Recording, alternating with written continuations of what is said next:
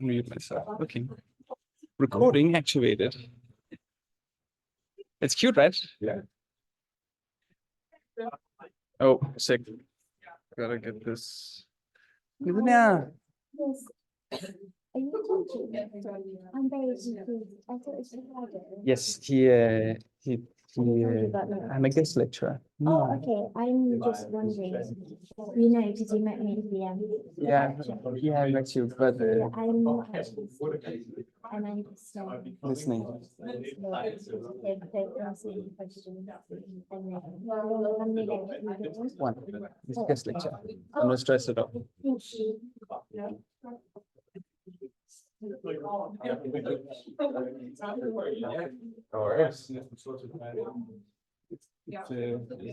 I think it's smarter to us. Yes, today. Oh, wow. I just say this because you can start if you want. I made a notebook on Google Colab, and we're working in Juliet. We will not do a lot of coding, but a little bit if you want. But Juliet takes some time to install on Google Colab. You can start that process. I use Google Colab rather than UCloud. UCloud? Oh, we could do UCloud. I'm not used to that so much. But that would be nice. You do you? Yeah. That's a good idea. Are you on the one of the generations that grew up with UCloud? No. In this massive all been like UCloud. I can start with yes.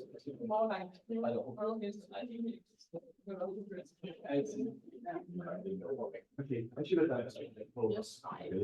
Were you about to find this for the notes? Right, we could just copy the code and Colab from him. Also, because I don't know, sometimes Colab is If you want to on UCloud, there is a Julia code. You can start that and copy the code. all the regular Google Maps.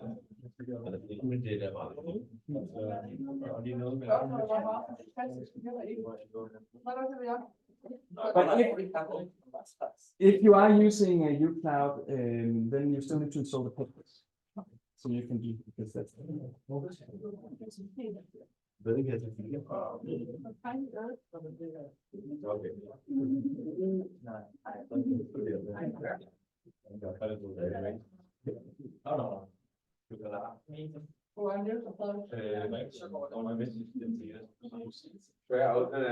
Maybe come all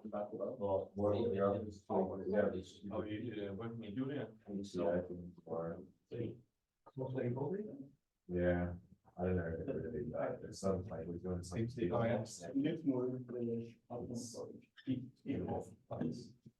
Not anything about like injunction or whatever. It's just yeah. US. What's up next week? Today I can't. But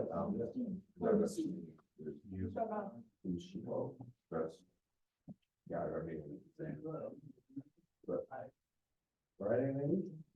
And then next week as well. Okay.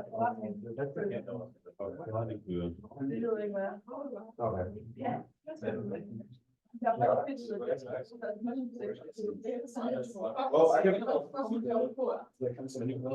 mean, no, it's really it's very sterile. That's one thing. Ja, fordi de har skrevet, hvor mange enten planlægger opgaver, så Yeah, I will come around on Friday. Saturday.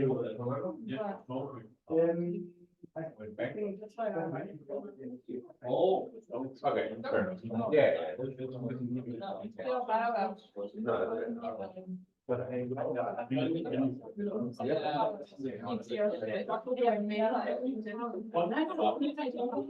oh yeah. No, that's not again.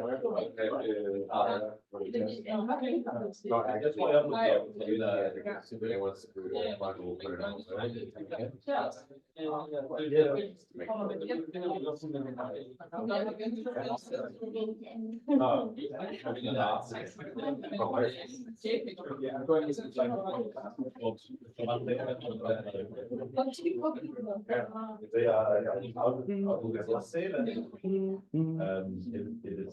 a new magazine, which is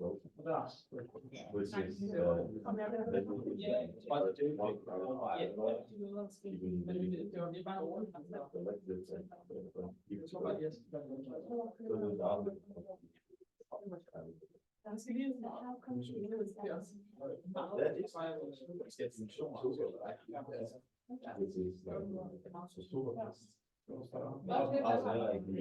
There's like, yeah, like,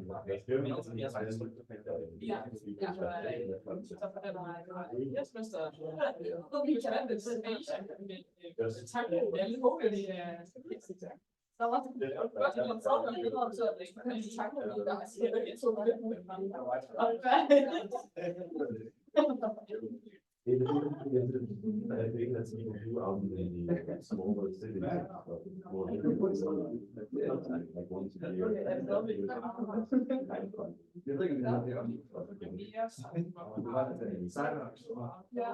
Der var not necessarily. It's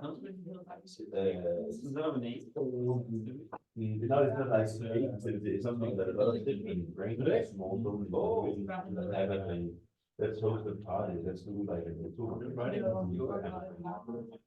Writing kind of like has become a thing that's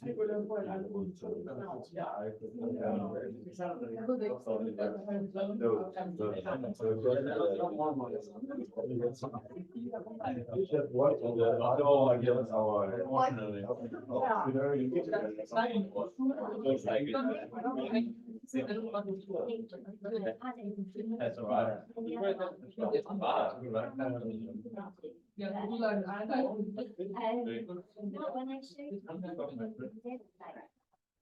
Good morning. Nice to see everyone. Today I'm a hired mercenary by Ricardo to teach you predictive processing models. And this is nice to see you. And I'm slightly nervous because I'm not used to teaching people who are as good as me in many things. But this is my specialty, so I'm sure I can pretend to know. Yes, remind me if I speak low. That's a bad habit. I'm recording this. I have no idea if it will hear me properly, but we'll send it out afterwards. And topic today is the hierarchical Gaussian filter, which is a type of cognitive model that Chris Mathis has developed, and it's a predictive processing model, so that works within that paradigm, which is a different paradigm than what Ricardo uses, which is interesting. That means that I think there's basically three things that's worth spending time on today, and we could spend a lot of time on each of them. But so I'm just going to ask you which ones you maybe find most interesting in a second, and then we'll prioritize those. So I have an introduction to just predictive processing in general. That's all of the predictive coding, free energy principle, Bayesian brain, Carl Friston, and the whole gang kind of world. And that's a big paradigm that you can do many kinds of models within. And one of those models is hierarchical Gaussian filtering. Then I have a conceptual walkthrough of the hierarchical Gaussian filter. And that can also take a long time or a short time. And I've aimed at medium because you can, or not.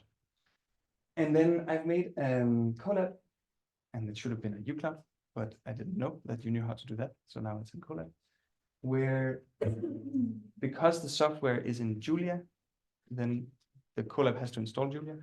And basically what that Colab is doing is just letting you do some forward simulations and some parameter estimations with the hierarchical Gaussian filter. Two versions, a binary and a continuous one. I'll explain what that means in a second. And then where you can also create your own, because it's a model family. It's not one model, it's a model family. So you can make many kinds of Gaussian HGFs. So paradigm specific model, trying to play with parameters for forward simulation and parameter estimation yourself. Everyone who thinks the first one is exciting, raise their hand now. Everyone who thinks the second one is exciting, raise their hand now.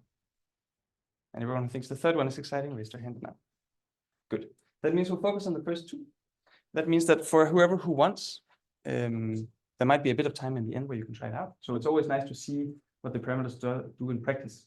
But I'll try to use my words to explain what they conceptually do. But whoever wants them can follow this link, open the Google Colab, and then Google Colab does not natively run Julia, but there's a code block in the beginning. You press run and it installs Julia.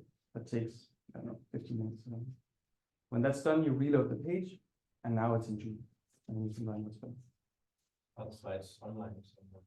Again? Are the slides available? Yeah, I see. Second question, is that on Zoom or are you only recording? It's on Zoom.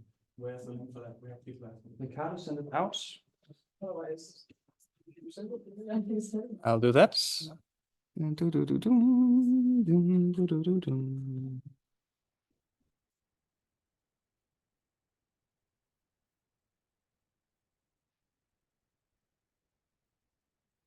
Good. Okay. Last thing, trying to do this. We'll see if it works. But splitting up, so two kinds of questions. Clarification questions, ask them right away. Just raise a hand, and I know it's a clarification question, and I'll get to it. If it's more like, "Oh, I had this awesome idea because of this movie I watched yesterday," kind of questions, they're also welcome. But then do a thing, and then I'll just finish what I'm doing and then that's. Sometimes that works. Sometimes I forget. Okay, everything makes sense so far.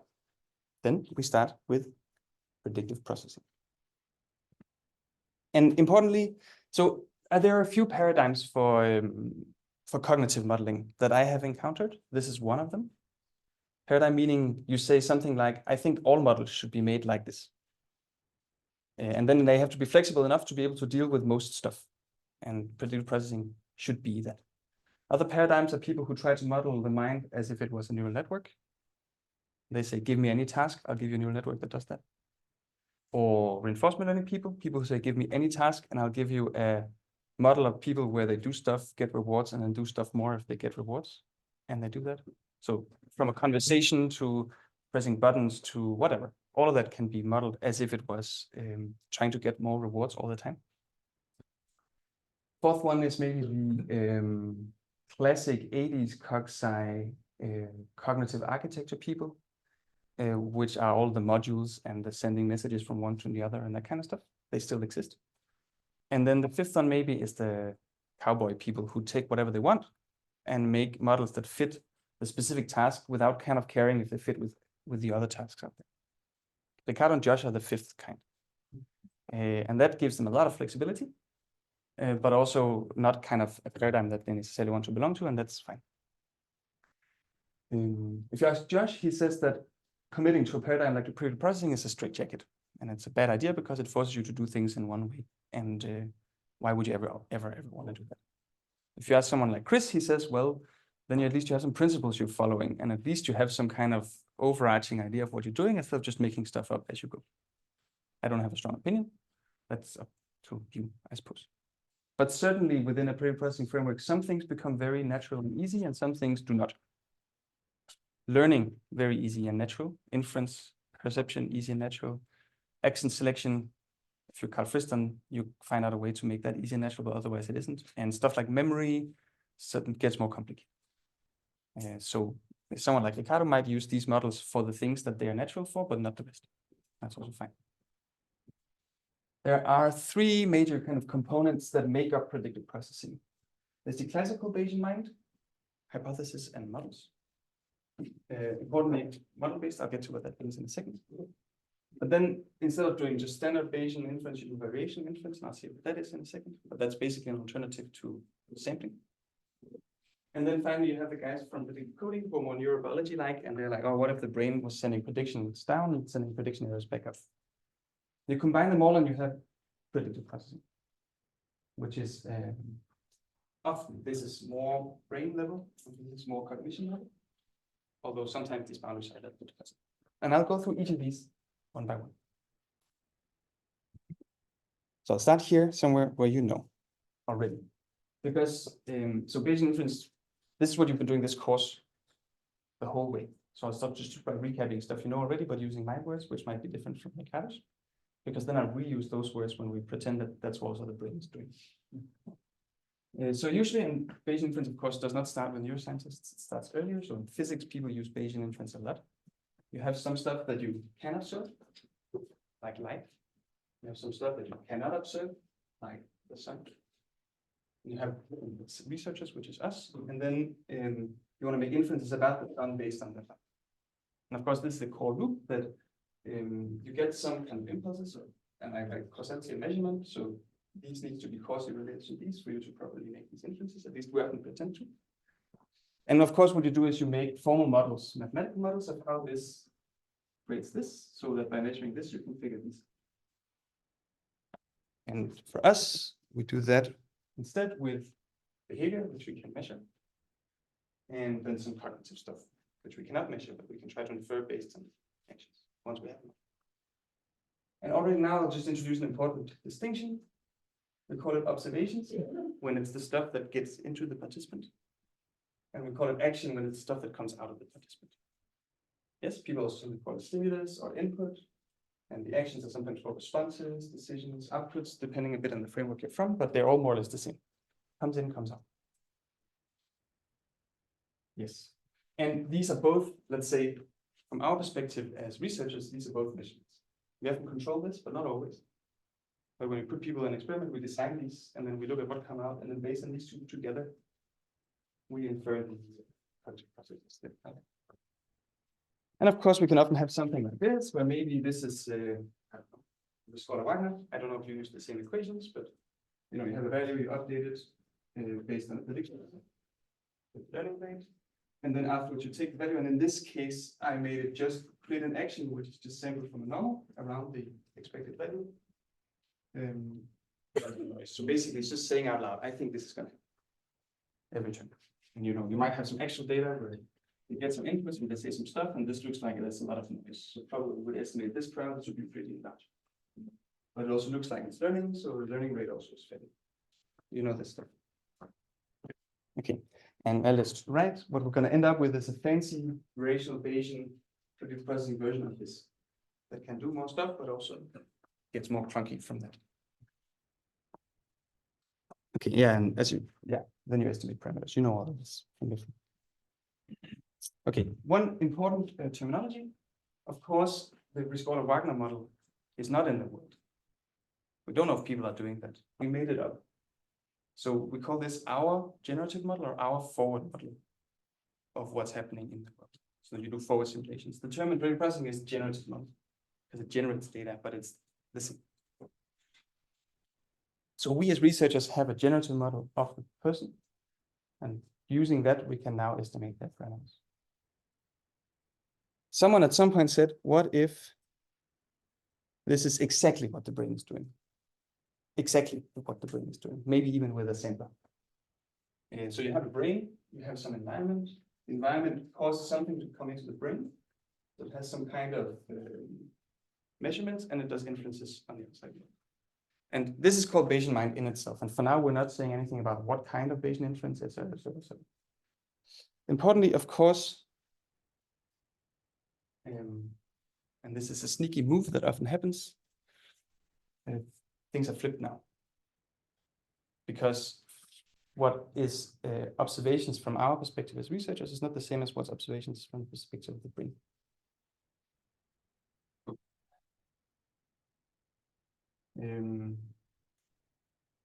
Yes, so from the brain's perspective,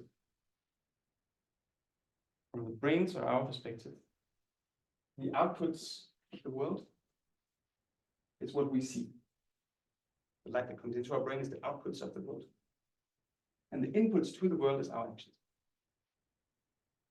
Usually we say something like the opposite. We call it an input when it's something we see because we think it's sent into the participant.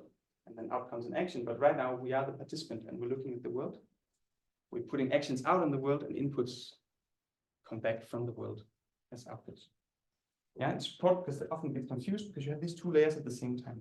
Because of course, the brain is doing Bayesian inference on the world. We're doing Bayesian inference on the brain at the same time. Yeah. For now and for a long time, I will stick with only the brain to world level. Only the brain to world level. We still call this actions. observations, but in a sense, the world gets the actions as inputs and returns observations as outputs. And then the brain has a generative model of what happens in the world. Just like we have a generative model of Luke as if he's a Scholar Wagner, the brain has some kind of model about the world. What is that kind of model? We'll get to that. That could be many things. Maybe I think that the world is a random walk or what? Some discrete states that change or whatever. But this is our paradigm. We assume this. We just say, I decide that the brain has a generative model of the world and it acts on the world and gets observations back, and it does Bayesian inference to estimate parameters. That's nice, then we can breathe and relax because now most of our job is done. And all we need to do is three things. We need to figure out what generative model the brain has. That's not so easy. We need to decide what kind of Bayesian inference we do. I'll get to that in a second. And then we also need to figure out how the actions come out. Because usually when you just make inferences about the world, that's just perception. I get these inputs. I realize that there's a person or whatever, that there's fire, whatever. That doesn't tell me what to do. It just tells me what the world is like from my perspective. This makes sense so far. Nice. Okay, good. Variational inference. So importantly, that I know of 3 ways of doing Bayesian inference in practice in the world today. The first is exact, where you calculate it mathematically. That's perfect, but usually not possible. Why is it usually not possible? Because this term here is usually practically at least impossible to calculate because you need to do integrals that are impossible, or you need to do very big marginalizations. I don't know if it's usually in principle impossible, but at least computationally very intractable. As soon as you have something that's slightly more complicated. I don't know. I don't know what kind of Bayesian mind models you have touched. I think you have touched some. We're working on what's it called right now? I'm on the paper. I don't know the name of it. But some Bayesian mind model Of just adding evidence. Yeah. Weight stuff. Like how it's done. They often do it exactly or analytically, I imagine. There's a simplification in order to do it analytically. Sure. So we assume the participants do it analytically. Sure. We'll leave that and assume that people don't. We'll assume people use an approximation. But that's not the variational inference part of the creative processing paradigm. There's some justifications for it, but I wouldn't necessarily try to tell you that it's the right paradigm. I'll just try to make it make sense. Okay, another kind of way of doing Bayesian inference is by samplers, MCMC, etc. Exactly like Stan is doing it, where you approximate the posterior by drawing this from the posterior. You know this, at least to some degree. I won't spend time on it, except just to mention that there are people who think that the brain maybe runs a sample. Then you can ask what kind of sample. And is it using Stan? And so wrong enough. Right? But that would be a different paradigm. Instead, predictive processing assumes that the brain is doing a third type of approximate Bayesian inference called variational inference, which is much faster. That's one argument for why the brain is doing that, because they think the sampler is probably too slow for the brain to actually be doing it. But it's also less accurate in some cases. And actually, Stan has a button where you say, please use variational inference instead of sampling, and you can do that. And it's much faster, less accurate. And another big problem is that it's hard to know when you've done it wrong. So you don't have these nice chains that don't look right when they are wrong. But that's a whole discussion, separate, because that's a methods thing. So one reason for thinking that the brain might be doing variational inference is that it's faster. Another reason is that it fits with predictive coding, which I'll get to. And a third reason is the free energy principle, which is just Carl doing some math, saying that you can describe organisms as if they minimize free energy, and variational inference works by minimizing free energy. Not because of the free energy principle, it's older than that. It just happens to work because of it. Now I'll give just a brief intro to variational inference, so you know what it's like. That's also useful if you're ever doing any other parameter kind of estimation. Some people have a sampler to do their inference, but they just start out by doing variational inference to get a good starting point for where the sampler should start, for example. So you can also use them together. Okay, classic inference We know this formula by heart, it's tattooed on our chests, but Py is hard to calculate. What do we do? Well, someone comes and say, what if we just invent? So we know these two, likelihood and prior. We cannot calculate this, and therefore we cannot get this. What do we do? What if we just invent Q of X and say that's just an invention which is approximating this? Yes, it can be anything. The only limitation we have is that we have to decide its shape. It has to be Gaussian or beta or something like this. Usually people choose Gaussian. And that's one downside, because this is going to be a posterior, which means we have to decide the shape of the posterior, which means it cannot be like a weird wiggly thing. It has to be a nice Gaussian or a nice something else. Usually parameter estimates do not look wiggly. Anyways, I think when Stan does it, but that's one way it can go. Importantly, we can try out many kinds of Qs and find the one that fits best. And that's called varying Q, and that's why it's called variational difference, which is try out many different Qs. Then we can calculate something that's called a variational free energy. And variational free energy only depends on the Q we just picked arbitrarily, and on the data we have. So we have the data, we have the Q because we picked it, so we can calculate the free energy. Nice. And then it turns out that if we just pick the Q that gives us the lowest free energy, that is also the best possible approximation of this. That's kind of mind-blowing to some, because you just pick arbitrary distributions, you wiggle them around, you minimize something, you can calculate based on them, and there you go. But that's the kind of the excitement there. We calculate it like this, so you can see that it depends on the Q, and then depends on your joint distribution of y and x's, which is your generative model. Yeah, yes, but it goes both. I think they just say this is the generative model. Yeah, the likelihood is once you have this, you can calculate this easily. So once you know how probable it is to get these two together, then if you have one, you know the probability of getting it. Yes. Can you say again how the Q exactly relates to Bayes' theorem and how we're implementing? This is a guess about this. We can't the help. X or the whole Px of given Y. Yeah, Qx is a distribution over X, so over the parameters, which is approximating P of X given Y. It's called an approximate posterior. Yeah, just to say that we can calculate it like this. And the point here is just that we don't need anything to calculate it that is not in these two, that we don't have access to, so it's calculatable. Yeah, the E here is an expectation, so that's just a weighted average, and then you have the log probability here, and then you have the actual. That's important. Okay, so fine, we can calculate it. We are not yet convinced that that this will give us a good posterior.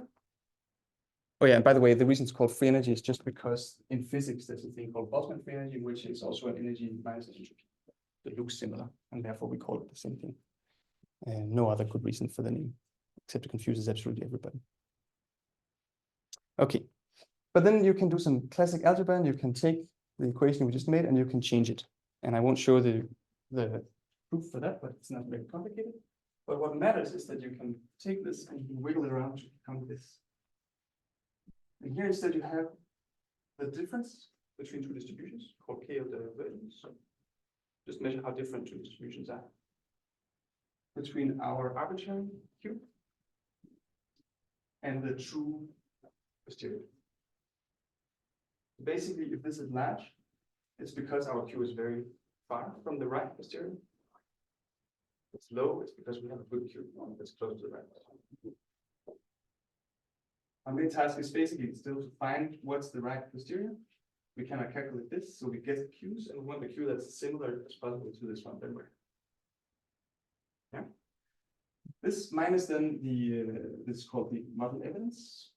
This is just the probability of getting the Y's, and right now this does not matter so much, because what matters is that we can see that free energy is equal to this minus this, meaning that if we get a lower free energy only by changing the Q, we cannot be changing this because it does not depend on Q. So we must be changing. And when this is as low as you can get, it must be because this is as close to zero as possible. Meaning that all we do is try out many Qs, find the one who gives the lowest free energy, and we're happy.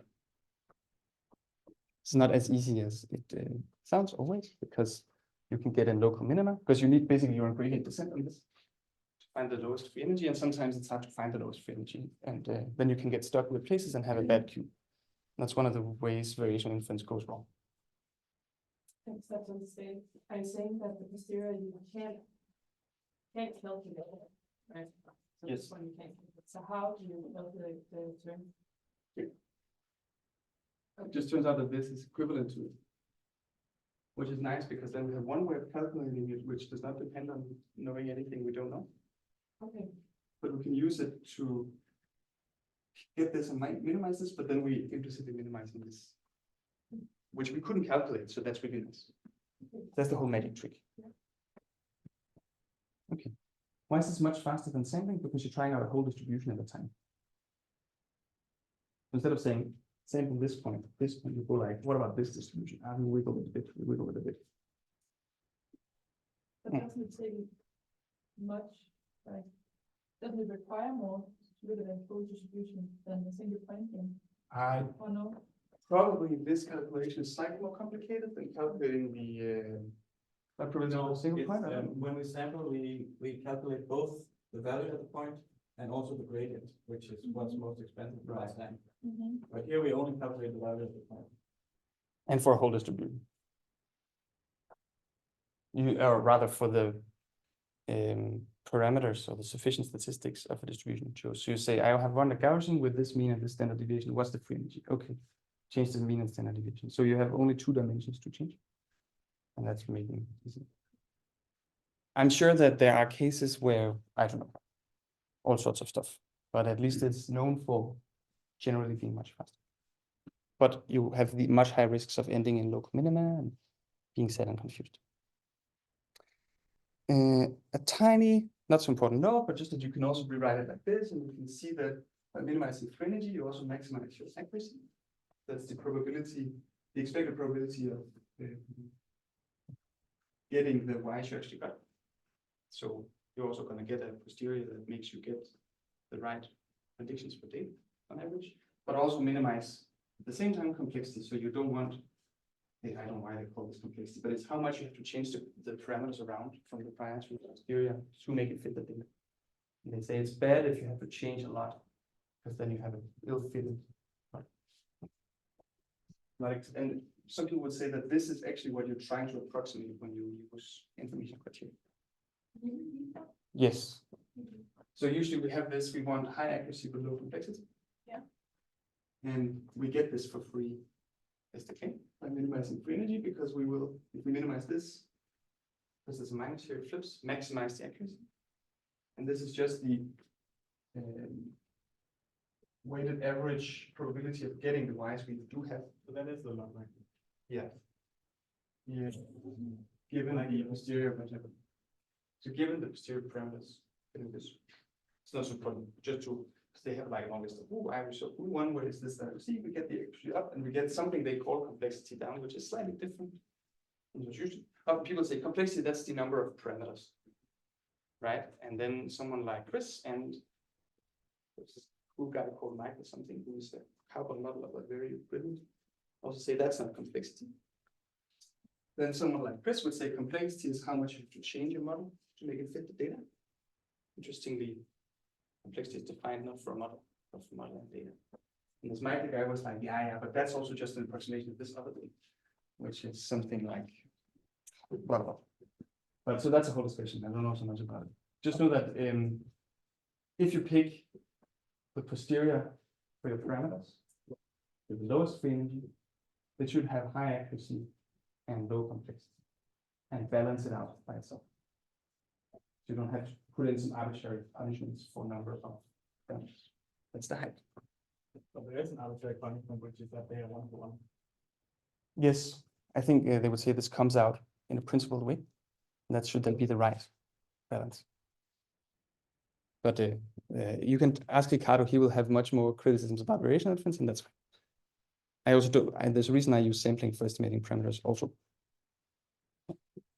Okay, just a note, plenty of places do this. For example, variational autoencoders, if people like machine learning, they are variational inference machines. And I don't know much about them. Okay. Bayesian inference. Variational inference, which is one type of Bayesian inference that's approximate, but which is used in predictive processing. Now we just need the predictive coding part, the brain part. Yes? You wrote online over variational inference. Why is? I'll get to it, but it's because you do it per data point you get your update. Oh. Instead of getting all the data points and then going like, blah, which is what we usually do when we sample. Okay, predictive coding, maybe you've seen some of this before. This is an ugly drawing, but that's what I found. Basically, this point that you have some predictions that you send down, and then you get inputs and you look at differences and you send prediction errors up. And you have this, and I'm not a neurobiologist, but then, so I won't spend much time on this, but there's a little hierarchy that, you know, you see something and that goes to V1 and says prediction errors up, that then changes your predictions that are then sent back down again, and it's kind of spreads up through the brain. They call it the cortical hierarchy, with this being low in the hierarchy and this being high in the hierarchy. That it spreads like this. So it's so that's a different paradigm for brain understanding. But where instead of thinking of it as information being sent, you think of it as predictions and prediction errors and updates. This is not Carl Friston. This is older, 80s, I think, and I think it starts primarily with motor control and sensory stuff. But then later people say, what if it's everything, not just sensory stuff? Yes. Basically, the closer you get to the senses and the actual actions you do, the more low in the hierarchy. And also the less abstract you are, as usually the thought. It's a big world. One important point is that they claim that in the cortex there are columns next to each other. And within each cortex there are a bunch of neurons, and they do the calculation. And then there are prediction error neurons that fire when you have high prediction error. You have prediction neurons that fire based on that. And you have some precision neurons that basically change how certain you're about your prediction, and then they modulate how much the prediction and prediction error, who wins, kind of thing, etc. And you have this feeling that from column to column, you send it on, you look, and that's kind of what's going on here. And you have lots of those. And then they make another point, which is, in the cortex cortical column, there are many layers, and these different neurons are different players in these layers. I'm not a neurobiologist, but clearly they are, as you can clearly see. And some of them are pyramidal, and some of them are some other names that I don't know, etc., etc., etc. And then they map now the calculations onto them. They say something like, we have prediction errors, and we have, that's a prediction error, and that's a prediction, and they're passed on. So now we're not, this is strictly not brains anymore. It's called a message passing scheme. Get to it a bit more, but just to say that basically you're saying, what algorithm should I run to calculate, to do variational inference over many things at the same time? It should look something like this. And then they do the magic and say, look, this is the brain, actual brain, anatomical structures where you have different layers and different parts of those layers, and they're connected in this wiggly way. And you say, but this is our message passing scheme that should do variational inference, and they look kind of similar, don't they? And then you can talk to them about that. And then someone says, but what about our message passing scheme? And that looks different. And then they basically try to map these to these. And that's the whole game of trying to find out where exactly and how exactly the brains do the whole update. We'll not focus on it because I don't know much about it, but that's a whole field where they fight about that. Interesting, the new fMRI scanners can zoom in enough that you can see the difference between these layers, and then they can actually start to test some of this. Okay, why is that relevant to predictive processing? Well, because this actually happens to be the message passing scheme for the predictive processing models. Some types of predictive processing models that are active inference models that I won't touch much on. And the HDF message passing scheme you could have here. And it looks kind of similar, but kind of different. And some people are working on that. Does that make sense so far? So they come different areas. You can say, I think the brain is Bayesian and not care about prediction errors. You can also say, I think the brain does prediction errors and not care about Bayesian mind at all. You can believe in the Bayesian mind, but not in variational Bayesian inference for the mind, etc., etc., etc. One important point is that, though, you can show that the classic predictive coding models that only care about prediction errors, etc., are equivalent to predictive processing models in Carl-Christensen with variation inference. You can equate them mathematically under some assumptions. And I don't know the details, but they go a method and say, look, their old models are the same as our models, so they fit, don't they? Okay, now summarizing the paradigm, and then we have a break. Because one important point is that often, like this is the classical case, often in the models you've seen, you get some inputs and you have some state. And you want to learn about the state. Maybe you have multiple inputs, or at least you have over time, but you have just one thing in the world that you want to make inferences about. But the point here is that it should be hierarchical, meaning, and that's important because then you get more complex models, meaning that maybe you have inputs, you have some state, and then you have some other state that, and they affect each other somehow, and you keep building out like this.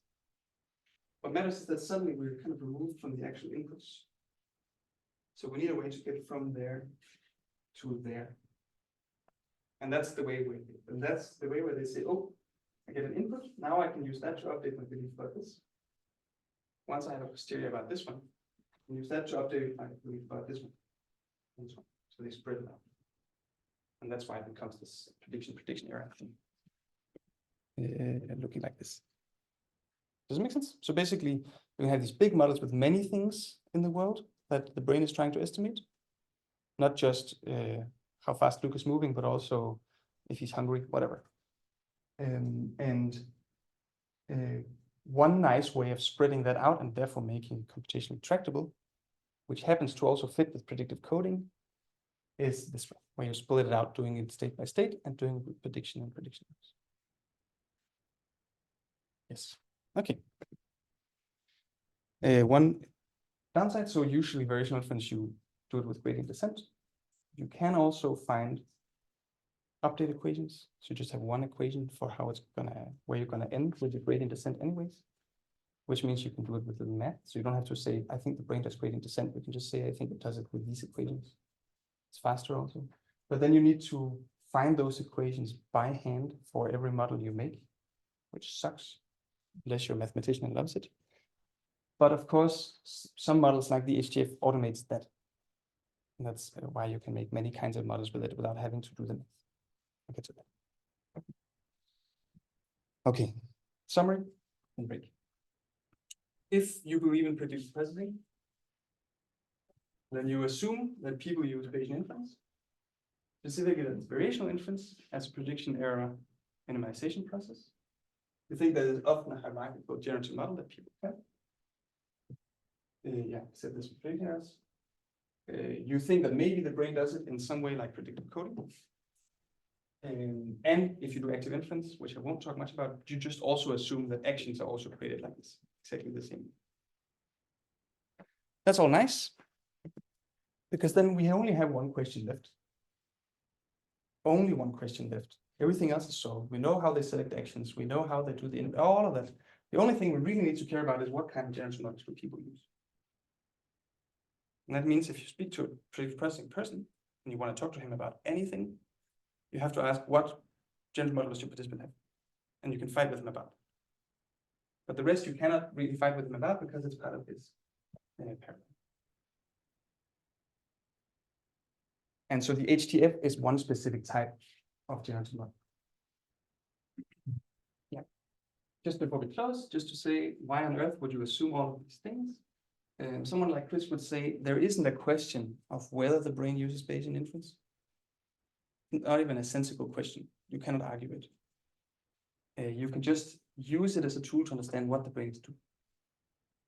Because any behavior of any kind in any situation can be described as Bayesian inference. You can always find priors that make it make sense that people do what they do. Yeah. Mina goes and buys hot dogs 10 times a day. I struggle to make a generative model that makes sense. I can always just say, but she just has a prior that she will eat hot dogs 10 times a day.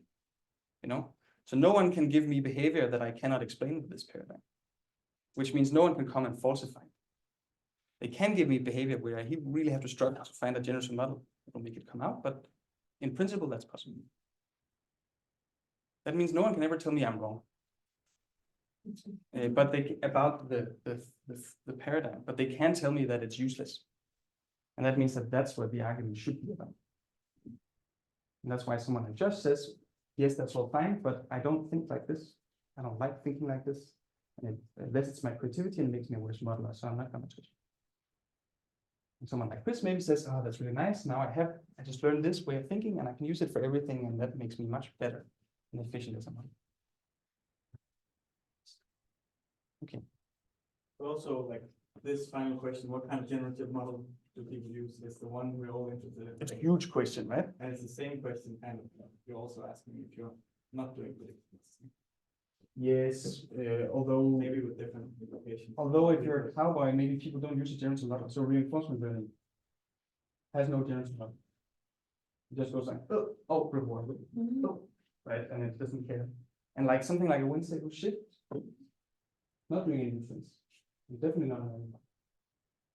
So I think the space of possible models you can create, they are our generative models of people. And we can also have a discussion about whether we assume that they are inside them as well. Yes, but they are not the generative models people have of the world. When they do shift, it's just a reaction to inputs. I'm not I forgot you were talking about. exactly, which is unsurprising because that keeps happening. Yeah, but people try to make out nice ways to say that we're that level of that, and calling meta Bayesian inference, we have Bayesian server doing inference, and we do Bayesian inference in that. Or someone says it's called observing the observer or whatever, but people keep doing inference.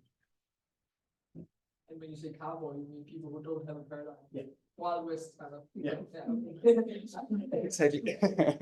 Or where the paradigm is that you should just make it fit whatever task you have in it. Can you repeat the last part again about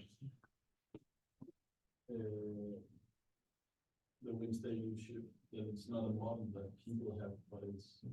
So if we model people like wind stable shifts, we think that what people do is that they pick an action, then they get a win or a loss, and then they do that actually more, or do that action again if they want. That's a model of people. But that description I just made does not include any models of the world. Oh, sorry. Like if I was at wind stable shift, truly, I would just be like, do A, ooh, one, A again, ooh, one, A again, not having any idea of why I win, and if that changes something in the world, etc. Definitely not being patient. But is that the same as just saying that it's too simplified? Couldn't it be a model of the world, but just in two simple terms? You could say that it's an heuristic. You could say maybe that actually someone could say the following. Actually, people do generative models and use spatial inference.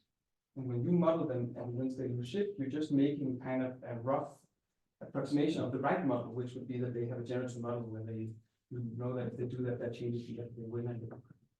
Yeah. Right, so because you can describe the same behavior in both ways, and some people would say that this would be the right way, and the other is kind of a hack. But I mean, this thing is all full of like hacks and but that turns out to be mathematically the same. Yeah, sure. And in the same, they would say the same. Rescola Wagner is really just an approximation to the. And the shape is the natural way, the way the brain does it, maybe.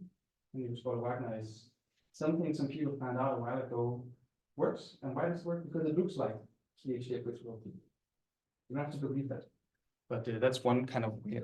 I think because we're missing the extra step, the one that you showed of multiple states. Is that why the wind say you shift model is not? When you said that we do it the traditional way, with one. Basically, once the loose shift gets an input, Yes. does this little mini calculation. Yeah. Very mini. And returns an action, right? Yeah. But this one does not include any models of what's out here. Okay. It does not care. It does not even include that it does not care. It just reacts to an input. While if you were to do an HDF to do something like a one-state shift, it would also get an input, and it would also return an action, and it would also do calculation, slightly more complex. But that calculation would indeed specifically include a model in here of what's going on. I think this causes that, and that causes that. And therefore, if I do A, B should happen. And I have a preference of B, and then I do that. But you can get the same behavior, right? You can just figure out that when I do A, B happens by doing A and C, B comes out and updating leaves, then you look kind of like a Wednesday ship. The difference is whether we do this or not. So it's only you absolutely need a representation of the world, and if you don't have a representation of the world, then you can't do any of this. So even for something like naive utility calculus, I could see how you can like shoehorn that in to one-single shift, but it's actually done the work by representing the whole world as a bunch of action plot pairs. And as soon as you introduce that representation, then you can pull it in. I mean, you need some kind of generative model. One important point is that the generative model the person has and the actual world might be very different. Just to make that point. So that means that you can discuss whether this should be considered a representation of the world or just a generative model. Because sometimes you want it to be different. You want it to not include anything that's irrelevant. Sometimes they can even be completely different, but make you do the right thing. So just to add that whether it's a representation of the world, and it's definitely not the whole world. It's just the kind of generative model that makes you get the kind of posteriors that makes you do the right actions. A bit like someone like maybe also Ricardo Josh would say, I don't care if people actually do Riskola Wagner or an HDF. I only care that if I use my model and estimate the parameters, I can see the difference between schizophrenics and non-schizophrenics. That's all I care about. Kind of a pragmatist view in modeling. And you can have a pragmatist view when the brain is doing, saying the brain doesn't care if it's right or not. It just cares if it has a useful model. Yeah. But you're right, if you want to use this paradigm, you start here. This is your only question. You just say what's in here. What do you need to put in there to make it do the stuff that people actually do in your head? What's the time? That was the first half of the class. Very nice. Let's have a 15-minute break. And then we do the actual HDF afterwards. Men Peter, hvis du ikke går op i modellen, nu går op i at skille mellem kontrol, så er det bare og så er det bare det, du gerne vil have en høj fiction. Så er der ikke noget, men det er bare koncept vold, der er helt hovedet. Ja, det er hovedet, der er koncept vold, du laver det, fordi man har inclination, hvor det går op i explanation, det er lige så godt at lave noget. Ja, det er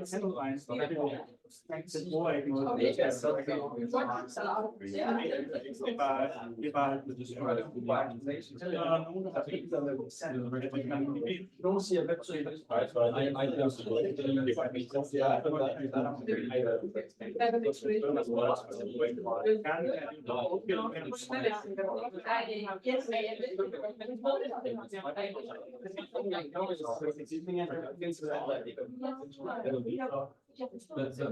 Men jeg føler bare, at det er meget stor forskel at sige, at jeg er vildt ligeglad med det, så længe jeg det føler jeg, at ja, ligesom det der til ordentligt og så kan jeg spørge, jeg forstår, at jeg er med på, at det ikke er ikke op i det, på bare And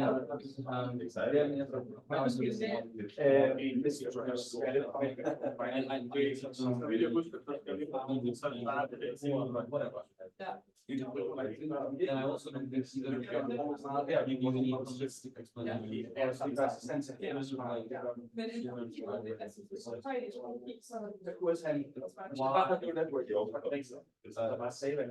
These are our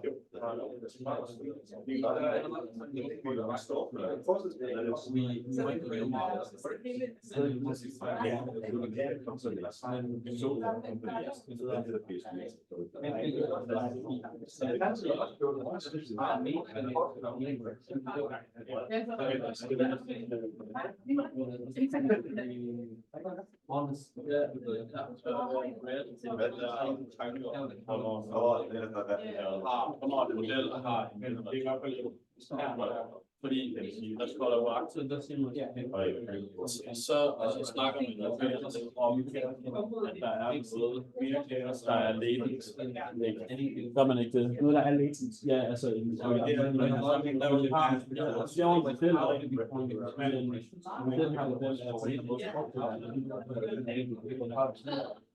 det er ikke på samme måde til, at vi har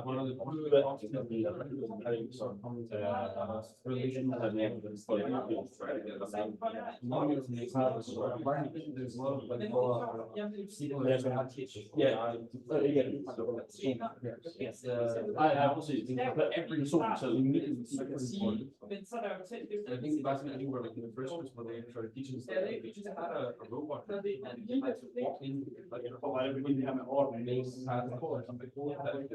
but the immediateness of it from there. Man kan sige her, der er ingen model af verden, hvor der er Det går op til noget, And it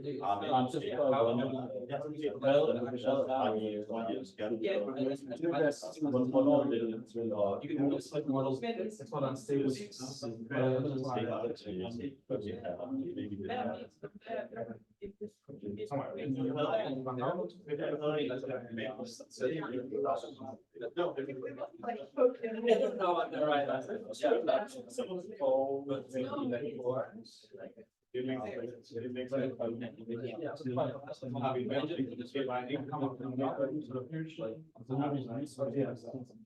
A lot of time and money being spent to Nej,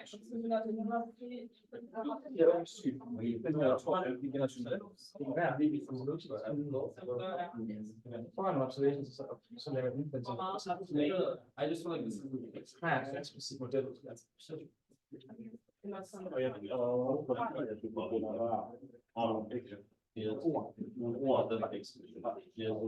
Her kan man sige, du kan godt sige, at den opfører sig lidt, som om den godt vidste, at ordene blev genereret af et eller andet x, som du skal prøve at finde ud af, hvad der er. Men det gør det, der når den indslår. Jo. Men der er det lidt, okay. Ja, det er synd.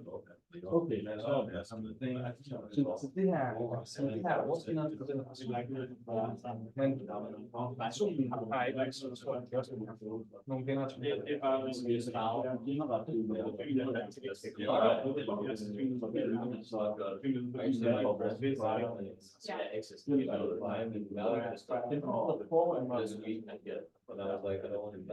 og vi laver rigtig meget.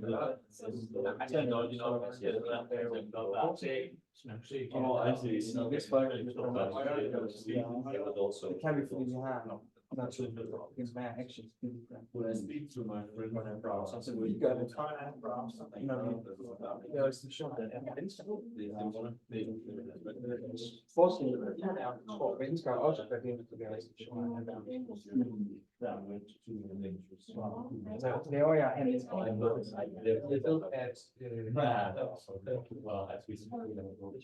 action, men jeg ved ikke, det påvirker min action.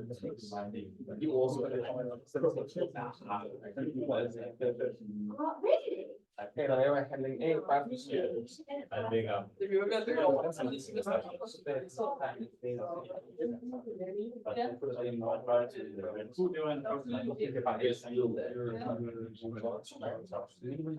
så det kan godt være, at mennesker rent gør den der.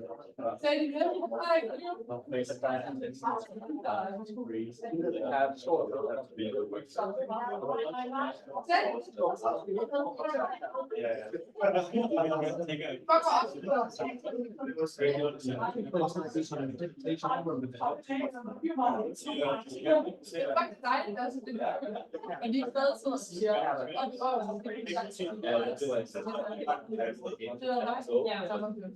So go after that, just like folding that's not recording.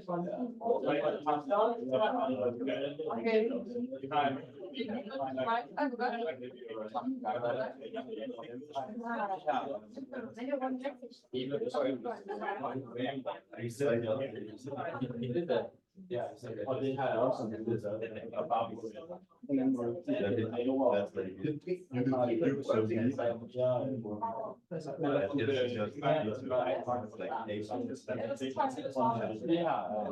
very good.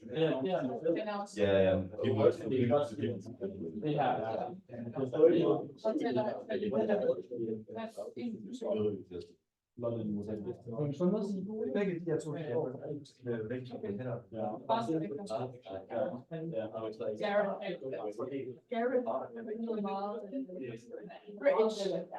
My name is Garrett. You know what? Garrett. My name is Garrett.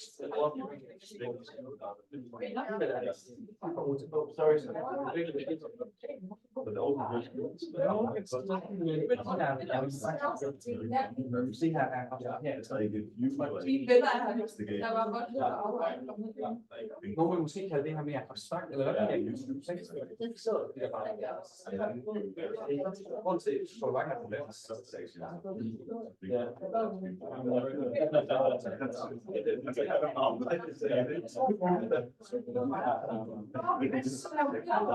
Nej, det er mega smukt nu.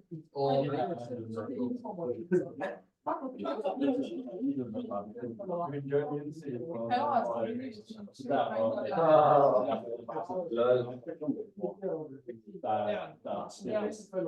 godt sige, at det har nogen.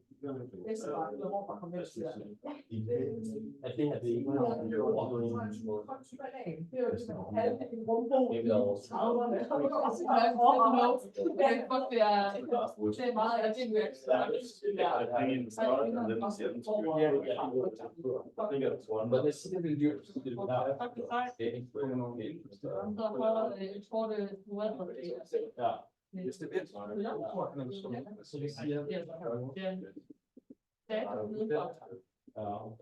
Geographical point at this at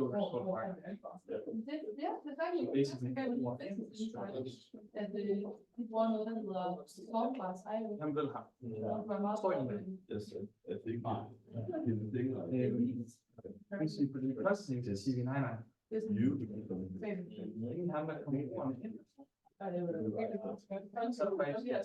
altså virker som om man godt får styr på personalet. Ja. Er det lidt bag? Nej. Men det skal være første gang, jeg får det data, der er super. Det er snart, vi får det til. Men det er til data, som Så har vi også. så kigger på det. 4 år, har selv fået stil og fået dem til at svare. Det er så sygt. Jeg måtte faktisk også noget e-bog, fordi jeg tænkte, hvordan får man det? Og godt til at det er ikke helt så galt. Hvis man svarer, det er bare noget, så galt. Jeg svarede 300. Hvad hedder det? Og så er det bare ikke også en analyse, de har lavet. Er bare meget, meget sent. Det er det, de har brugt det. Så det er en preference for O. Vi kan begynde her. Så nogle ting jeg gerne ser. Nå, så det har jeg Men forskellen er, at der er data, den har, men der er Den 6 år. der er bliver down til SASA. De downloader sig. det ligner det er et billede af verden. På den måde er der også diskussioner.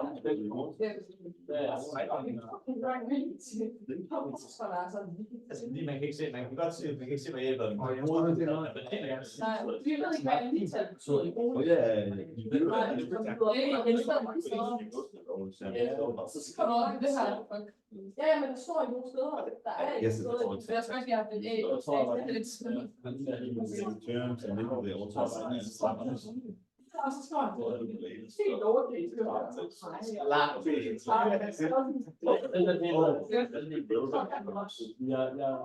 Jeg tror ikke, jeg tror ikke, nej. Nej, den har været det. Det bliver ikke Altså, så er det også Fuck, hvor det er. det er sådan, det er. Men det er altså ret i det. Men så kan vi bare bruge data til Det er også problemet med sine data, ikke for eksempel, det er også noget, det er et spørgsmål, der har en kamp, der ikke er og den er også voldsom value. Problemet er, nogle gange er den voldsom, eller sådan andre gange, så er det bare bedste value, ej. So he did say he was going Det er to. Det er også den, der så, hvis du har med, at vi går fra 1 til 5, og så ved jeg ikke, hvor til 6. Okay, hvad så det her, det er også og så er alle partierne også nogle Nej, det er også. alle partier der er kodet på sin måde, og There are other things that a lot of practice. Okay, not say when it comes to yeah, it's like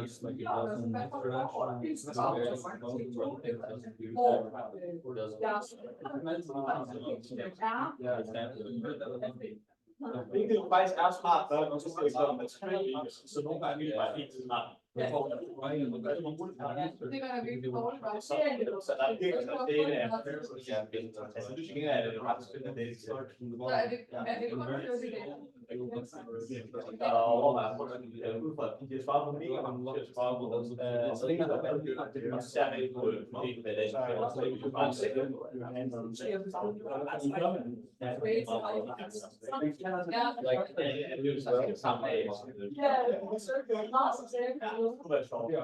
Okay, jeg ved ikke, hvad vi bruger for at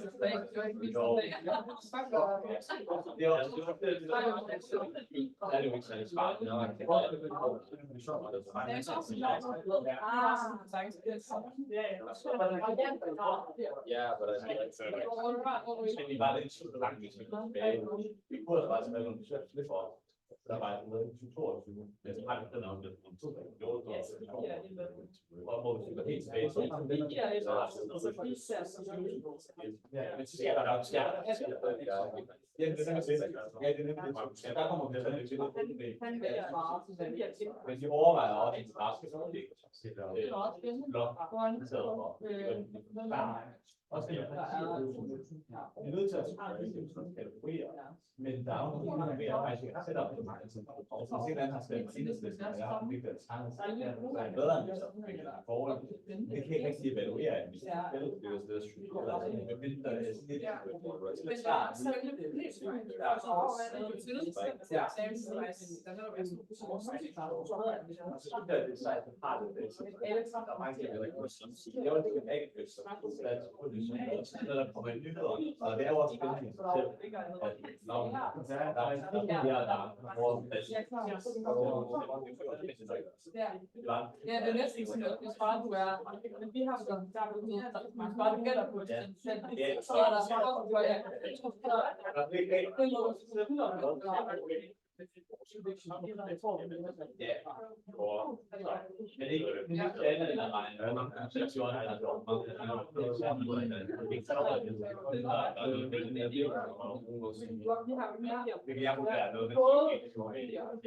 for os er der slet ikke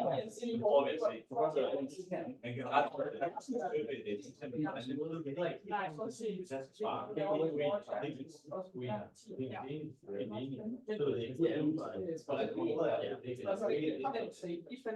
hvis vi prøver at ved ikke,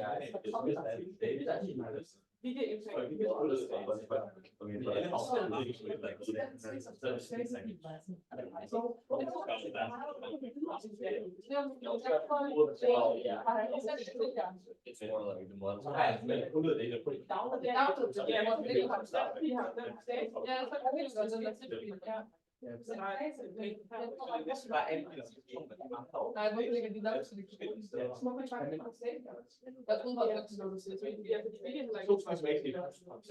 altså så det er ikke noget, som det har aldrig haft for at gøre, at den også har noget til selv at have en større sådan for i stedet for at have en model, og så kommer de eksamen, og den der står også, så må man så vælge. jeg synes meget spændende, at de får brugt til sammen. Eller sådan her. Det kunne man jo interessere mig for det. Det giver mening.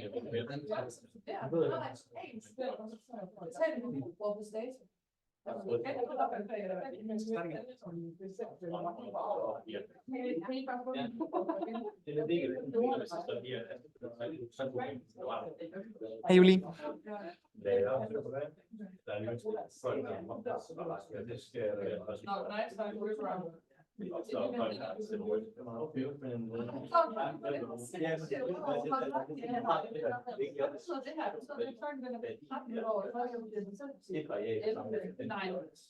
are starting again. Yeah.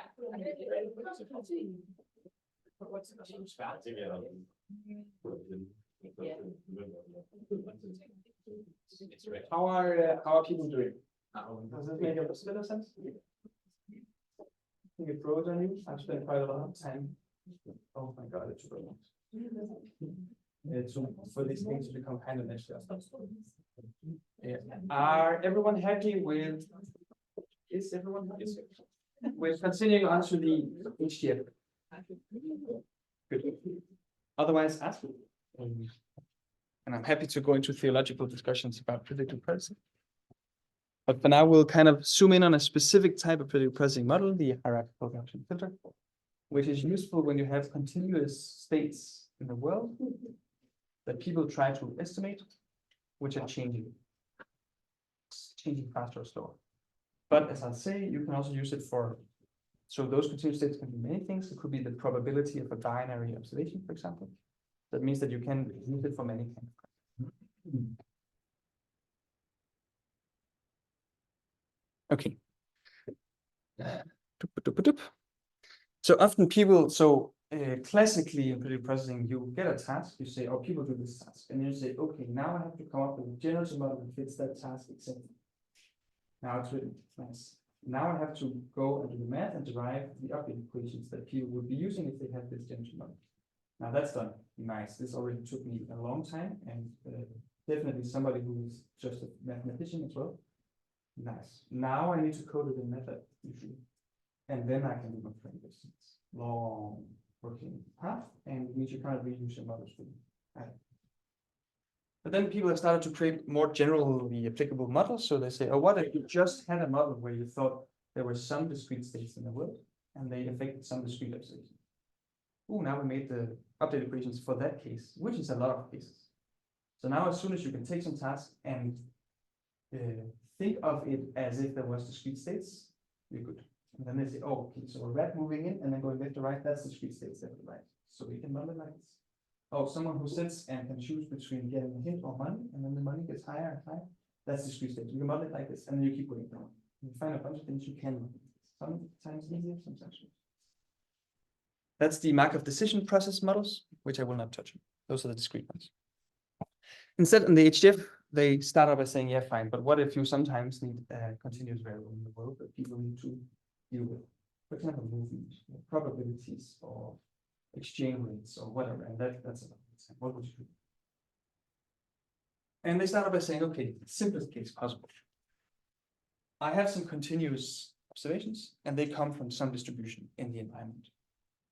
I'm a human, not an experimenter. I'm a brain. Fine, I want to estimate the parameters of this distribution, but I don't know what kind of distribution it is. What do I assume? That's the first question. And the answer, of course, is a Gaussian. Why? It's maximum entropy. It's if you don't know anything else, this is the best possible assumption. I'm sure there are mathematicians who argue that. I don't know. But Richard McElrath says it. If you don't know, go Gaussian. Simple. You can criticize that and say, how about some t distributions if you want to put without bias, etc. But at least we're going from here. Of course, a Gaussian has a mean and a variance. So you just assume that my observations come from a Gaussian with a mean and a variance, and now I just estimate those two. And I call both the mean and the variance a state of the world. Why? Because the mean is the real thing in the world that generates my observations, and the variance is the noise, the real noise that creates my observations. And I have to figure out what those are. Because here we're assuming that the mean is just there, and the variance is just there, and I keep sampling from the same distribution all the time, and I just have to estimate that distribution. But, oh horror, what if anything in the world was ever changing, which of course it is all the time. So now I have a changing distribution. What's a good assumption? That's the question. and already a good model because now it's not just this. Now it's not just a distribution; it's a distribution that changes. I need a model of how it changes. They often call this an observational model, which is the brain's model of how something in the world becomes an observation. And a transition model, which is a model from the brain's perspective of how something in the world changes from time step to time step. If you know the transition model for some reason, go with that. If you don't know what's a good assumption, a Gaussian random walk. I don't know if it's mathematically proven to be the best assumption like the Gaussian, but at least that's often why they say why the hierarchical Gaussian filter uses this transition model. And that's why it's supposedly a generally applicable generative model for continuous states in the world that change, but you don't know how they change. So say, okay, I'll go with random walk. Random walk is like this. So you have the state, the real state in the world that we're trying to estimate at one time step. Then you take a Gaussian around it, and you sample a new state from that Gaussian. Then at the next time step, you take a new Gaussian, send it on the new one, and sample again from there. That gives you these wiggly movements around. They're also called Brownian motion, I think. And you can see like this. So this is the simulation of a lot of those, and most of them end up by chance going kind of in the middle. But some of them go like out further like this, out further like this. I think even if you took the density of this, it would be a Gaussian. I'm pretty sure. Right? So we don't know anything about else in the world. We think it's probably doing something like this. Could be going that way, could be going that way. It's less likely to go very far that way, more likely to stay. That also has two parameters. And really, those two parameters is just the width of this Gaussian. That's called the volatility. Because if this Gaussian is wide, it's going to jump really far. If it's narrow, it's going to stay in. And then there can be a drift. And drift is just a constant that's added to this every term. So if there's a drift, then we'll jump back and forth, but then we'll on average go in one direction. Which parameters do you use for these? A volatility we usually call omega, and a drift we usually call rho. Yeah? Okay. And we say maybe this is what the brain does. At least maybe this is what the brain does when it doesn't know what else to do, and maybe that's a lot of the time. Or at least if we don't know what the brain thinks about the world, this is a good assumption for us about what the brain assumes about the world.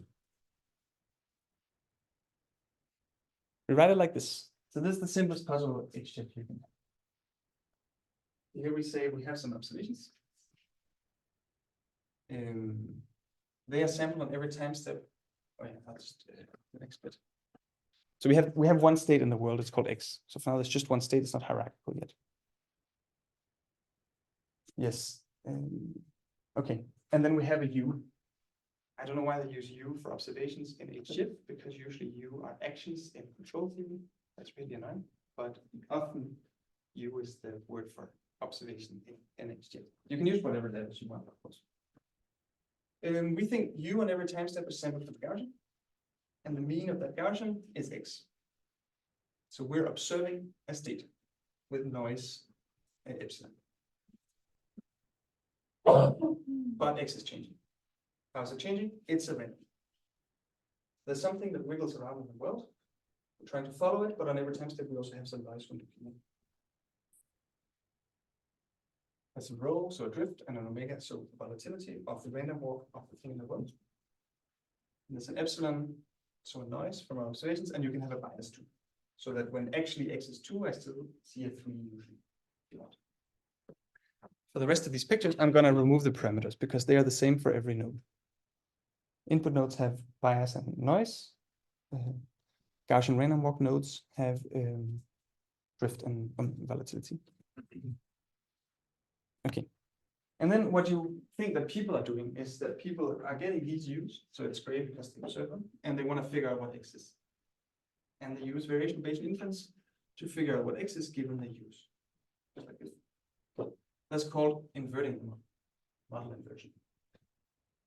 You have a generative model, so this is importantly the agent of the participant's generative model of the environment.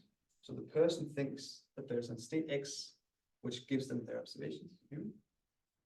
Then they invert their generative model to make a posterior belief about what X must be after seeing this. course, our generative model of them is this inversion. Our generative model of the participant is their inversion of this generative model. And it turns out that when you invert this generative model, you find X given U, it is a Kalman filter. Those who don't know what a Kalman filter is, it is you get inputs, you follow a wiggly thing exactly like I described, and you know this is noise. They use Kalman filters to fly spaceships. It's called a filter because you filter out noise. So you say it's going like this and suddenly it goes up there. Yeah, that's noise because I know it's probably still down here. And this noise assumption, you can do that. And that's because you assume there's an epsilon here. So you chill out a bit when it jumps around, depending on how big you think the epsilon is. The Kalman filter is really similar to the Scholar Wagner. So you can think of the Scholar Wagner, the U. If you want to, you can think of it as a prediction about the observation we get, the value, the expected value of the Scholar Wagner, the mean of t plus 1. You can think of that as a prediction about what this is going to be. So really, they're doing the same thing. A Kalman filter, one level HGF, and the Scholar Wagner, they're all getting inputs and trying to guess what's going to come next. And they're going always moving to follow the thing that happens, and they do it with some learning rate. The Scholar Wagner has a fixed learning rate. Kalman filter and one level HGF has a learning rate that depends on how certain they are. More uncertain, they will learn faster. Less uncertain, more certain, they will learn slower. They have an adaptive learning. Does that make sense? Yes, I will tell you in a second what the inversion actually looks like. Of course, the trick is that we don't need to care. We need to choose the generative model, and then the version is taken care of. So we don't need to do the math. We don't even really need to do the update equations. It's a good idea to have a sense of what's happening, and I will show you. But anyone using HGF will start here. What do you think people think about the book? And then the rest hopefully should be taken care of. Okay. So one question, do it with partner. Just a few minutes. We have this omega here.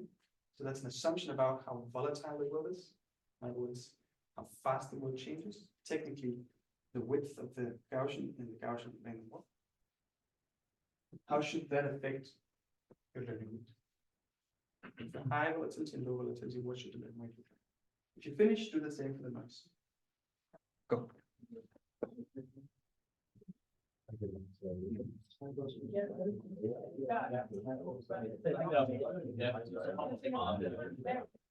Seconds.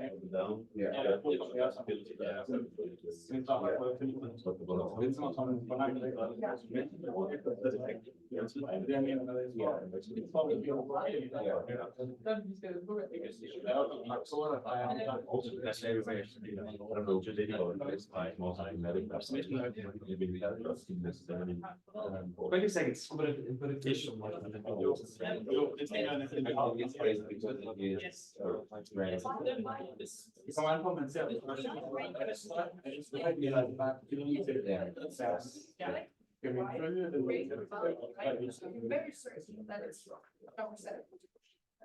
Oh, yeah, that's. Oh, then you have a. Okay. I don't know. Does someone wanna say what they talked about?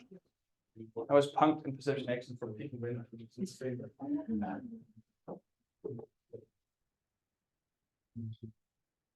So I'm having a bit of trouble, like, dissecting how how, what should be here, like, that depends on the goal, but really For now, the goal is to be base option. okay, The best possible inferences about where X is. yes, okay, then perhaps, well, at least how I'm thinking, so you have if you have a high volatility, like,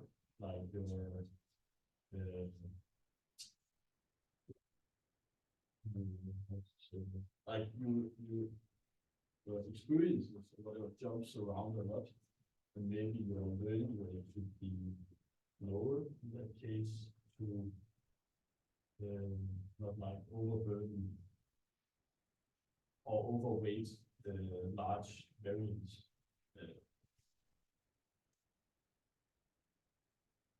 Not a bad suggestion.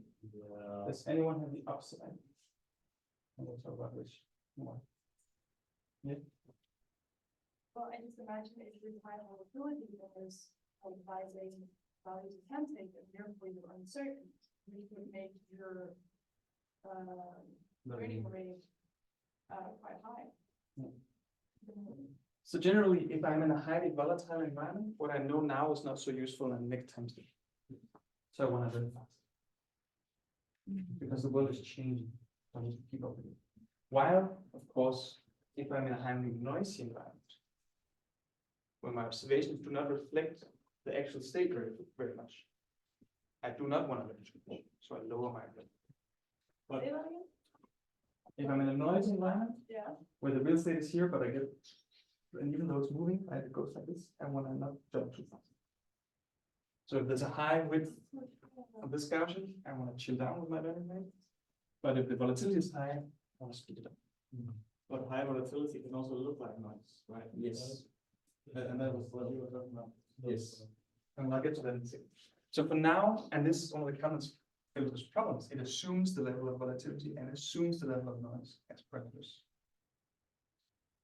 Just assumes them. And then you better hope that you got that assumption more or less right. Maybe you can try out different things and see what makes you not crash into the moon. The standard classic, yes?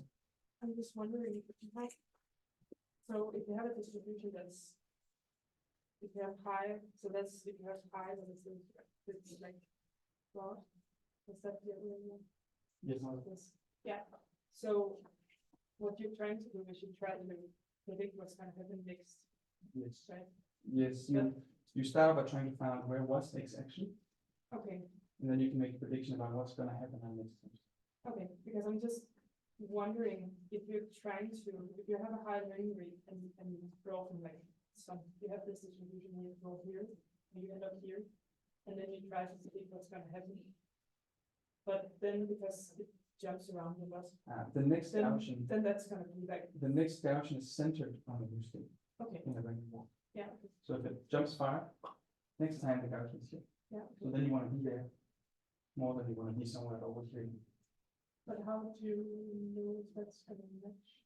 I'm just, yeah, I guess it's just, I'm just wondering whether when you try to do your work, kind of, that you're gonna get too far away from the actual state of the world because you make these large jumps because you have a distribution. I mean, if you assume that the world is more volatile than what it is, Yeah. you're going to have that problem. Okay. You're going to have too high a limit. Yeah. So the result, of course, is much worse than this. It just assumes that you're in the but here you assume the noise of the world and volatility, and they affect your certainty about where X was and where it will be, and that affects you. So your adaptive learning rate also to your certainty. So if you assume a low volatility, but it jumps really far, you also go, I have no idea where it is now. And then you have to up your learning rate a bit because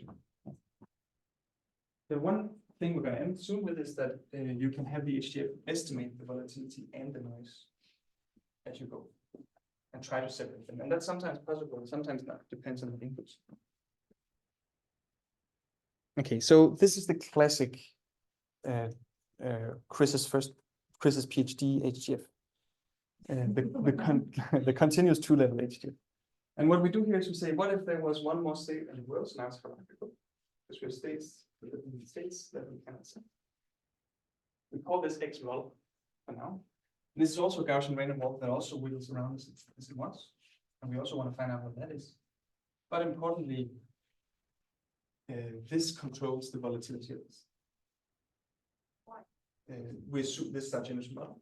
So we assume this about the world for now. And why this is a useful assumption will make sense in a second. Mathematically, you just add the omega of this plus whatever value this has. Technically, you exponentiate it so that it's non-zero. So it just means that I think, I'm the brain, I think that in the world there's something I want to follow, and there's something else which is its volatility. And that also changes. And there's something else that's. Its volatility. The volatility of the thing I'm looking at. Maybe this is, you know, and this hand movements and speed. Hand movements, right? Sometimes he's like, and sometimes he's slower in speed. And that means that this will vary. Sometimes it will be high, sometimes it will be low.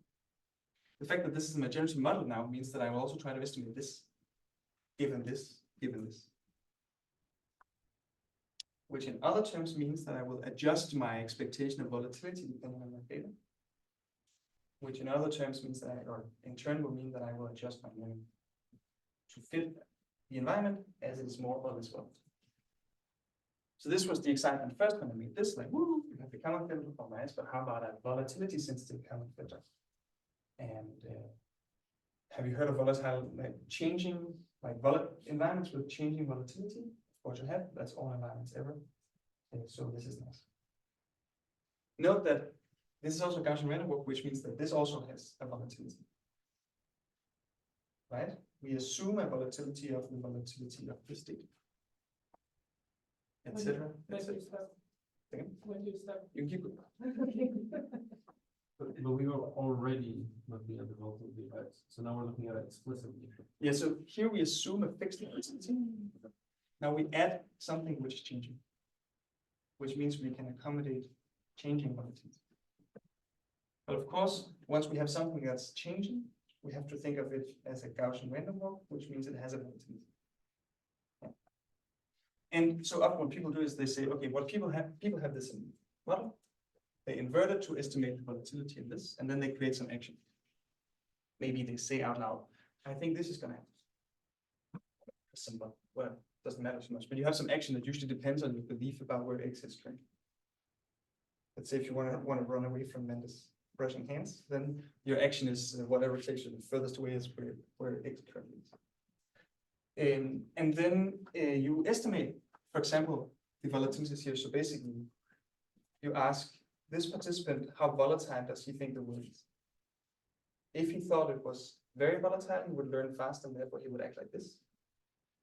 If he thought it was not volatile, he would learn slowly and therefore he would act like this. So I can see the differences in the parameters.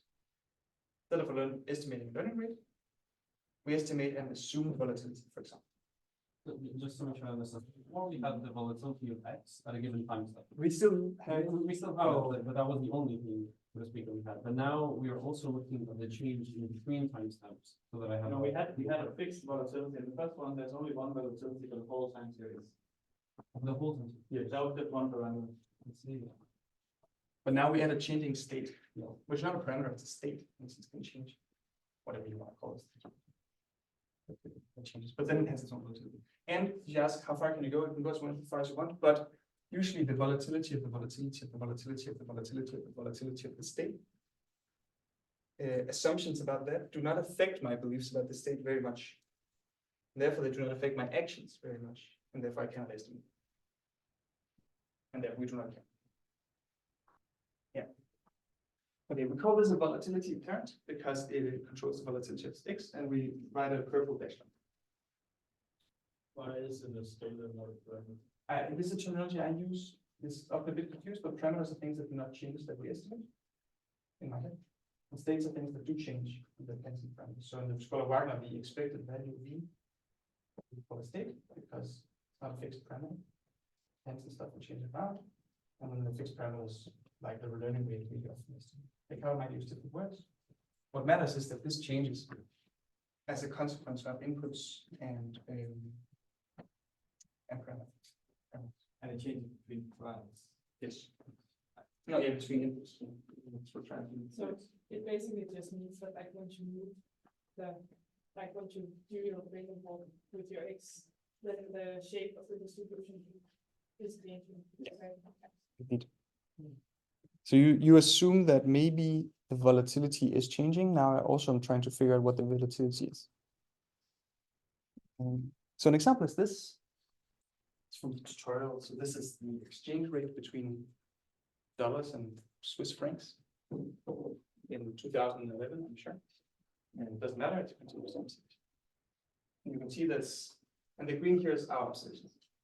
And they seem to follow something, and maybe they're a bit wild. Maybe there's some real underlying thing that's changing, but there's some noise. That's an information. The red line here is the posterior belief about what we actually were looking at. So about X. It says X1, that's the one we just called X before. X2 is the X followed. And you can see that it does not have a learning rate of 1. If it had, it would always jump to exactly where the last dot was. So it's hesitating a little bit. But still follow. And you can see the shaded area is the uncertainty. Because at every time point there's a Gaussian uncertainty about where it is. So it's following it, it has a Gaussian.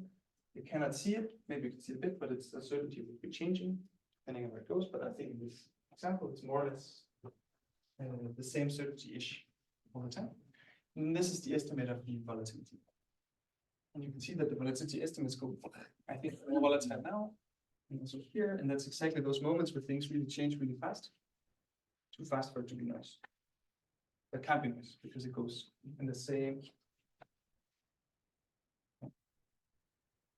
So these are, if this was a participant looking at this data with these parameters, which are assumptions about volatility in mind, and or drift and or noise. And this would be the participants in our model, the participants' beliefs about where the state underlying their observations was. And this is the participants' beliefs about the volatility. Say it one more time. So this was a participant looking at this data. Then with these parameters, so that's assumptions about volatility and noise, but also drift, and there are some other parameters you can have there.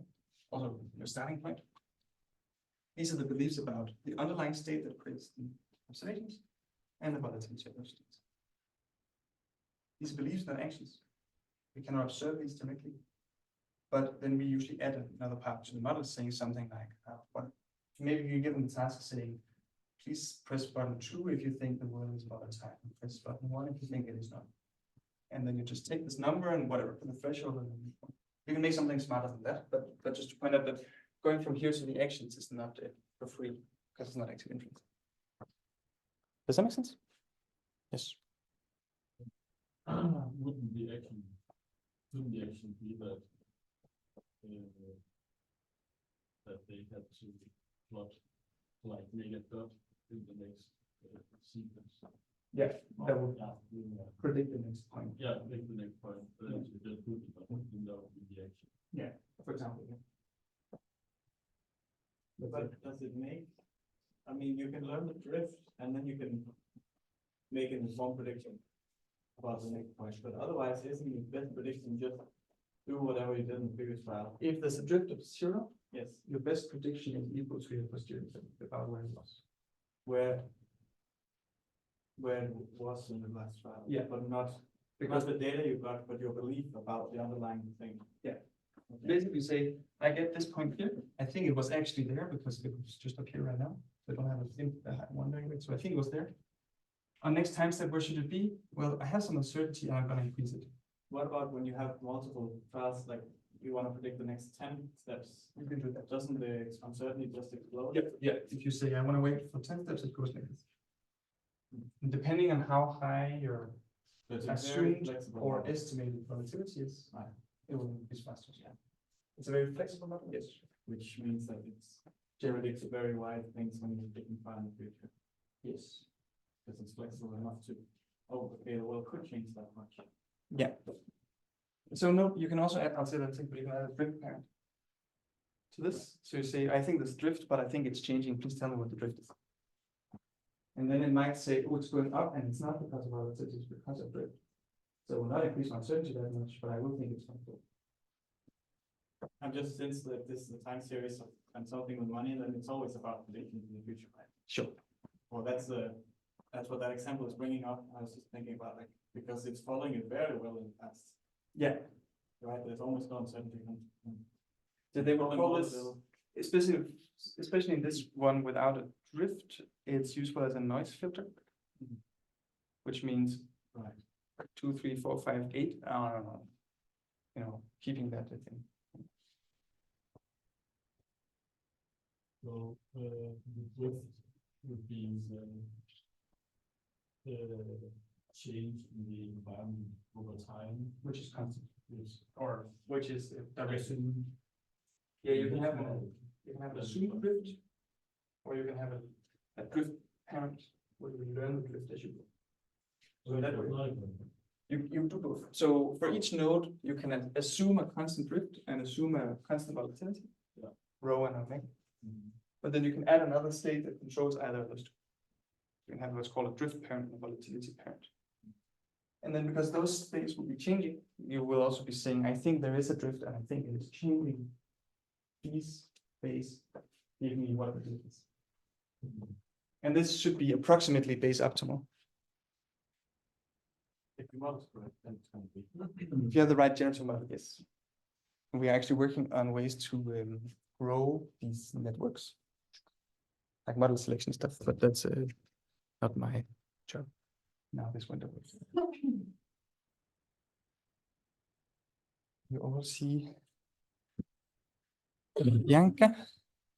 Hey, Bianca. You go again. Okay, we're soon done.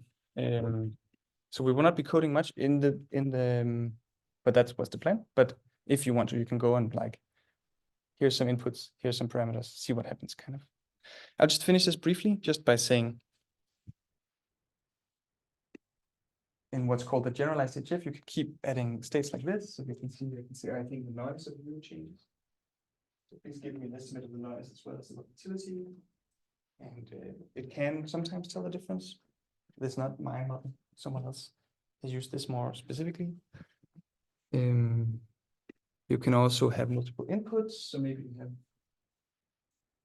sound and visual input that both tell you something about the position of a thing. Ignore the probability. So you can integrate from multiple sources.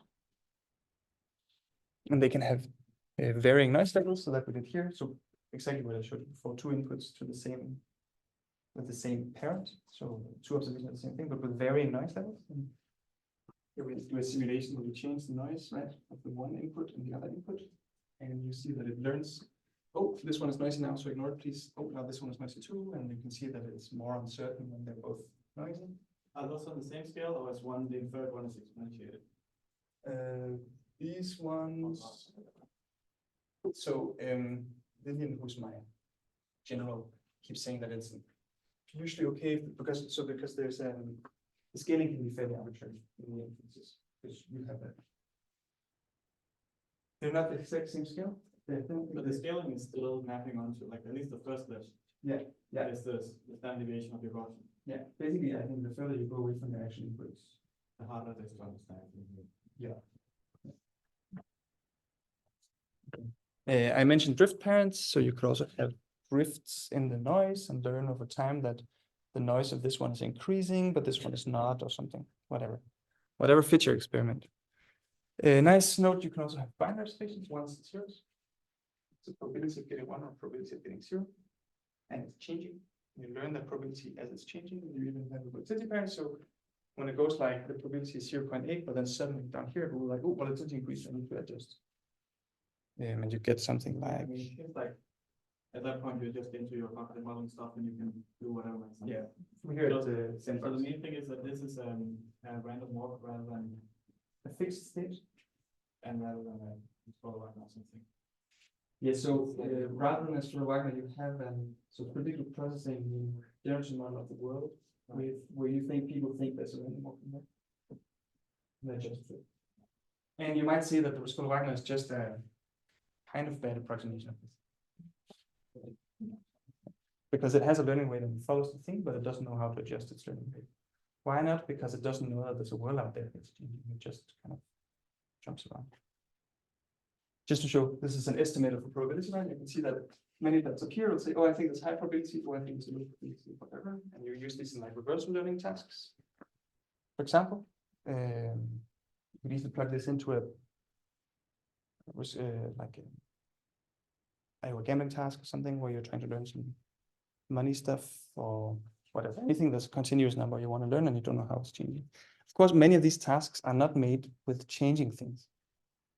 Reversal learning things are, but like our gambling task, you have a fixed average value for a deck.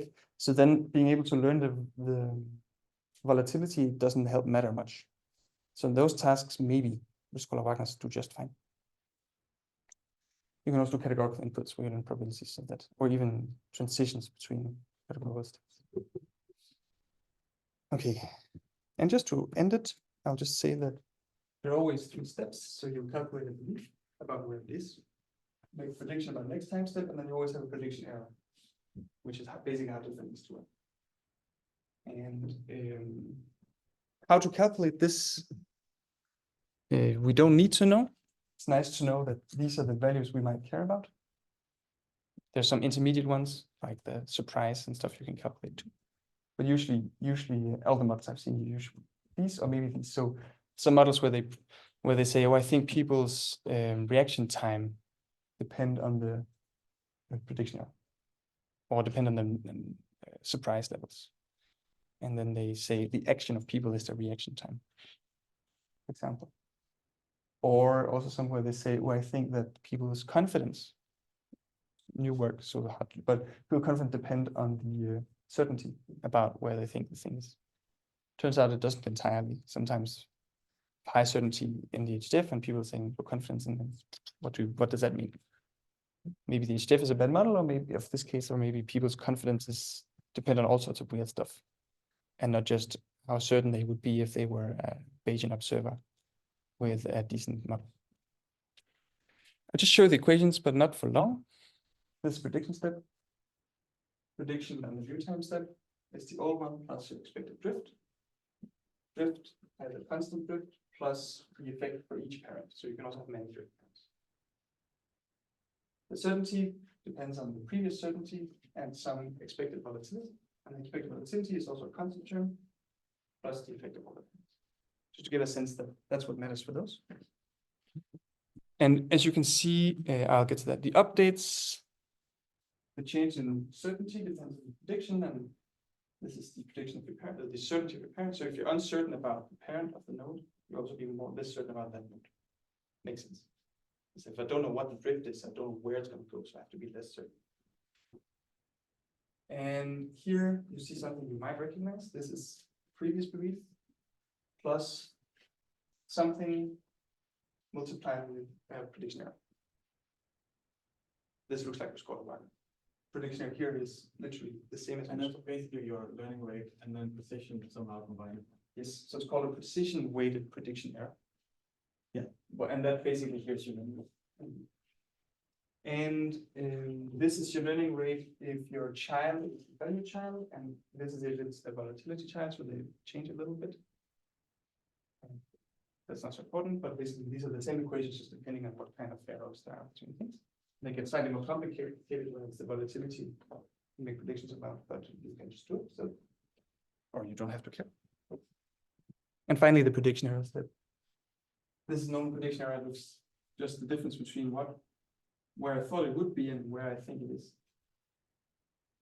So usually in Scholar Wagners, it's just a pure observation here, but we're not always certain about where it exists. So that's still. And in the volatility child case, it's slightly more annoying, but not that much more. So you take this prediction error and do some stuff with the certainty. Where does all this come from? Math. Chris did some math. Yeah, and it should work. I see a message. Hi, Bianca.